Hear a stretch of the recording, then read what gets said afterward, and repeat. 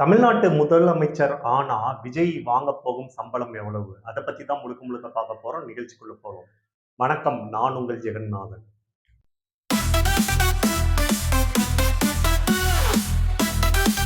விஜய் அவர்கள் கட்சி துவங்கினத்துக்கு அப்புறம் பல்வேறு மேடைகள்ல என்ன சொல்லியிருக்கிறாருன்னா, நான் திரைத்துறையில் உச்சத்தில் இருக்கும் பொழுது, மக்கள் உங்களுக்காக நான் அந்த திரைத்துறையை விட்டுவிட்டு உங்கள் பணிக்காக வந்திருக்கிறேன் அப்படின்ட்டு ஒரு மேடையிலையும் சொல்லியிருக்கிறாரு. இதுல உங்களுக்கு ஒரு கேள்வி எழுந்திருக்கலாம். அவரு முதல்வரா பதவி ஏற்றதுக்கு அப்புறம் அவரு வாங்க போகும் ஊதியம் எவ்வளவு? இந்த சூழ்நிலையில விஜய் ஏற்கனவே தனது கடைசி படம் ஜனநாயகன் அப்படின்ட்டு அறிவிச்சிருந்த நிலையில இந்த கூற்று உண்மையா இருக்கிற நிலையில இவருக்கு இதுதான் கடைசி படம், அதாவது ஜனநாயகன் தான் கடைசி படம் அப்படின்ட்டு சொல்ல வருது. விஜய் அவர்கள் பல்வேறு மேடைகள்லயாகட்டும் பல்வேறு நிகழ்ச்சிகள் எல்லாத்துலயும் அவரு என்ன சொல்லியிருக்கிறாருன்னா, தொழிலின் உச்சத்தை விட்டுவிட்டு வருகிறேன், வசதியான வாழ்க்கையை உதறிவிட்டு உங்களுக்காக வருகிறேன் அப்படின்ட்டு சொல்லியிருக்கிறாரு.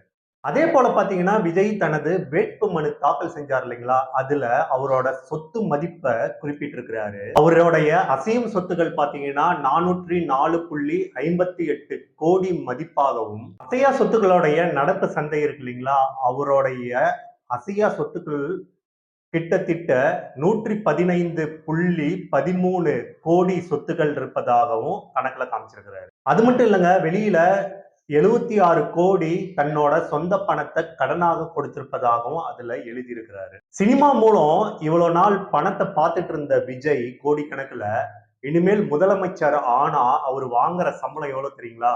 2,05,000 அவ்வளவுதாங்க மாதம் மாதம் வாங்குவாரு.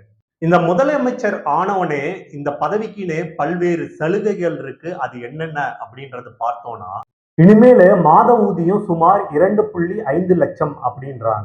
தமிழக அரசுடைய பொது துறையின் கீழும் மனிதவள மேம்பாட்டு துறையில 13 ஆண்டுகள் பணியாற்றிய ஓய்வு பெற்ற துணை செயலாளர் ரவிச்சந்திரன் அவங்க தமிழ்நாட்டுடைய முதல் அமைச்சர் இருக்கார் இல்லைங்களா, அவரு பதவி வகிக்கக்கூடிய சம்பளத்தை பற்றி அவரு சொல்லியிருக்கிறாரு. ரவிச்சந்திரன் இருக்கார் இல்லைங்களா, அவர் அளித்த டேட்டா படி தமிழ்நாடு முதல்வருக்கு பாத்தீங்கன்னா படிகள் உட்பட மாதாந்திர உதவித்தொகை எல்லாமே சேர்த்து சம்பளத்தை கூடிய எல்லாமே 2,05,000 அப்படின்ட்டு சொல்லப்படுது. இது எப்பயிலிருந்து திருத்தி நடைமுறைக்கு கொண்டு வந்தாங்க அப்படின்னு பார்த்தோம்னா 2024ஆம் ஆண்டுல இருந்து இந்த சட்ட நடைமுறைக்கு வந்திருக்குது. இது தவிர்த்து பாத்தீங்கன்னா அரசு குடியிருப்பு, முதல்வருக்கான குண்டு துளைக்காத சிறப்பு வாகனங்கள், இசட்பிளக்ஸ் பாதுகாப்பு, குடும்பத்துக்கான மருத்துவ காப்பீடு, வீட்டிலையும் சரி அலுவலகத்திலையும் சரி அவங்களுக்கென பணியாற்றுவதற்கான பணியாளர்கள் மற்றும் அவங்களுக்கான உதவி செலவு எல்லாமே அரசே ஏற்கும். முதல்வருக்கான தனி ஹெலிகாப்டர் வழங்குவது மட்டும் இல்லாம அதற்கான செலவு எல்லாத்தையுமே அரசே ஏற்கும். இப்ப பாத்தீங்கன்னா தமிழக முதல்வருக்கு கிரீன்ஸ்வே சாலை இருக்கு இல்லைங்களா, அங்க தனி பங்களா அமைச்சு தரப்படும். இதுக்கு பாத்தீங்கன்னா வீட்டு வாடகை எதுவுமே செலுத்த தேவையில்ல. பராமரிப்பு, மின்சார கட்டணம், தொலைபேசி கட்டணம் எல்லாத்தையுமே அரசே அவருக்கு கட்டணம் செலுத்திடும். இது குறித்து ரவிச்சந்திரன் அளித்த டேட்டா படி முதல்வரின் வாகனங்களுக்கு மாதாந்திற்கு 1 லட்சம் ரூபாய் வரை பெட்ரோல் அலவன்ஸ் வழங்கப்படுகிறது. முதல்வருக்கு 3 கார்கள் தரப்படும். ஓட்டுநருக்கான ஊதியத்தை அரசாங்கமே வழங்கும். மாநில அரசின் சார்பில் உயர் பாதுகாப்பு வழங்கப்படுவதுடன் மத்திய அரசின் சார்பில் Z+ அந்தஸ்துகள் பாதுகாப்பும் தமிழகம் முதல்வருக்கு வழங்கப்படும்.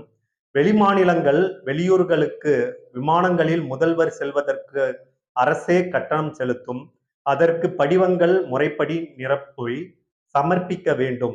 இந்த கட்டணம் பிற சாதாரண விமான பயணிகளை விட அதிகமாக இருக்கும் என்றும் அந்த தொகையை செலுத்திவிட்டு பின்பு அதை அரசிடம், அதாவது ரீஇம்பர்ஸ்மெண்ட் பெற்றுக்கொள்ளலாம் அப்படின்ட்டு சொல்லியிருக்கிறாரு.